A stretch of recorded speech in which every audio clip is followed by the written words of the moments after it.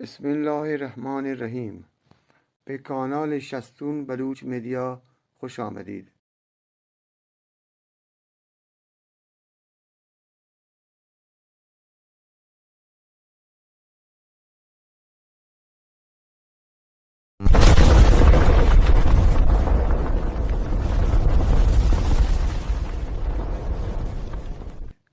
امروز با یک داستان حماسی آمدیم پیش شما.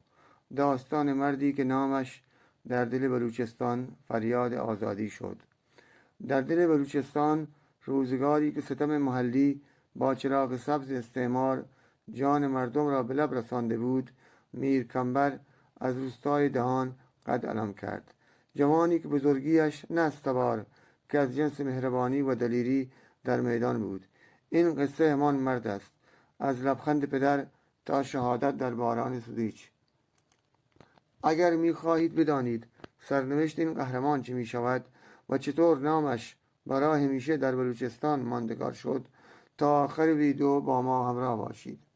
فراموش نکنید کانال را سابسکرایب کنید و زنگوله را بزنید تا هیچ ویدیو جدیدی را از دست ندهید. خب، این شما و این هم داستان میر کمبر. در دل بلوچستان روزگار استعمار، وقتی که ستم محلی با چراغ سبز انگلیسی ها جان مردم را به لب رسانده بود، نام میر کمبر فریاد آزادی شد.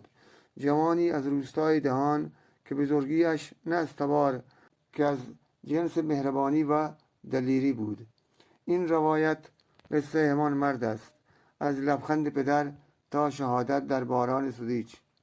میر کمبر فرزند سلیمان، یکی از دلیران و مبارزان منطقه بنت شهرستان نیکشهر بود که به اتفاق شماری از جوانان این منطقه در درگیری با زورگویان و ظالمان به خاطر نجات مردم منطقه در محلی به نام سودیچ محمدان به شهادت رسید.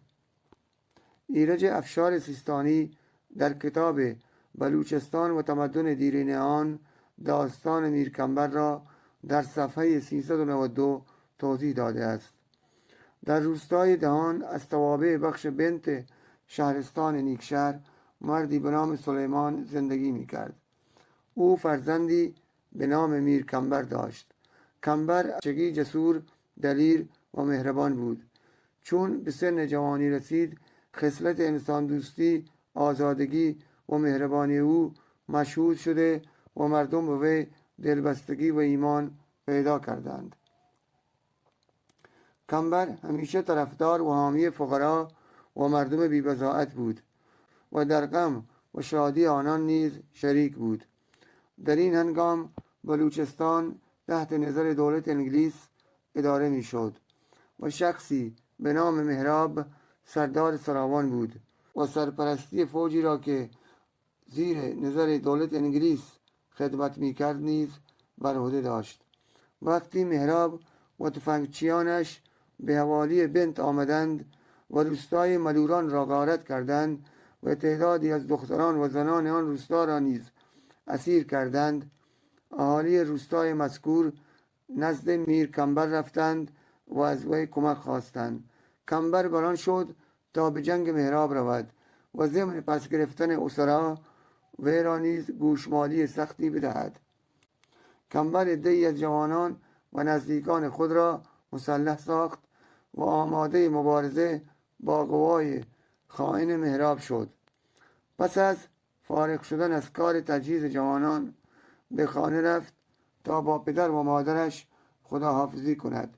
والدینش به او گفتند که تا دختران و زنان اسیر روستا را پس نگرفتی و قوای مهراب را تارمار نکردی، به خانه باز نگرد. کمبر با افراد رزمنده خود به تعقیب مهراب پرداخت و در محلی به نام سودیچ راه را بر قوای مهراب بست و به او پیغام داد که باید همه اسرا و هرچه همراه آنان به غارت برده است را پس بدهد. مهراب دچار ترس و دلهراسی شد و پاسخ داد که حاضر است غنایم را با او تقسیم نماید و چندین تن از دختران را به او پس دهد. ولی کمبر این پیشنهاد را نپذیرفت میر کمبر به او میگوید که تمام اسرا را زود پس دهد، ولی مهراب از این کار امتناع می‌ورزد و به میر کمبر پیشنهاد می‌کند که اسرا را نصف کنند، نیمی از اسرا از آن او و بقیه مال میر کمبر باشد. میر کمبر با شنیدن این حرف به جوش می آید و می گوید من می دانم که این افراد در دست تو اسیر هستند، ولی همه آنان مادران و خواهران من هستند. جنگ بین دو طرف آغاز می شود. نیروهای میر کمبر به قوای مهراب تلفات زیادی وارد می کنند و موفق می شوند زنان و دختران اسیر را از صحنه نبرد خارج کنند و به همراه یکی از جنگجویان به ملوران بازگردانند. نبرد همچنان ادامه داشت که باران شدیدی باریدن گرفت. به علت مرطوب شدن سلاح‌های باروتی، کمبر و یارانش مبارزه را با شمشیر ادامه دادند. در این هنگام یک نفر از سربازان مهراب به غاری پناه برد تا از ریزش باران در امان باشد. چون باران بند آمد از غار خارج شد و کمبر را که سرگرم نبرد بود مورد هدف سلاح خود قرار داد و او را از پای درآورد. در نتیجه سپاه مهراب از کشته شدن کمبر به وجد آمدند و بر قوای کمبر یورش بردند. جنگجویان کمبر با اینکه دلیرانه جنگیدند با شجاعت کامل به شهادت رسیدند. از آن پس آوازه دلیرمردی و ایثار و شجاعت میر کمبر در تمام بلوچستان پیچید و مردم او را ستایش کردند.